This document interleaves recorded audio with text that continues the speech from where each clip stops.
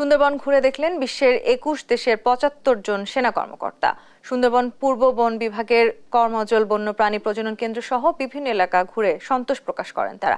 বৃহস্পতিবার দুপুরে কর্মজল বন্যপ্রাণী প্রজনন ও পর্যটন কেন্দ্রের ভারপ্রাপ্ত কর্মকর্তা হাওলাদার মোহাম্মদ আজাদ কবির এই তথ্য জানান।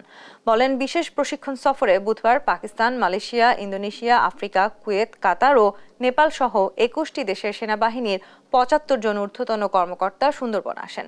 এসব কর্মকর্তাদের কয়েকজনের সঙ্গে ছিলেন তাদের পরিবারের সদস্যরাও।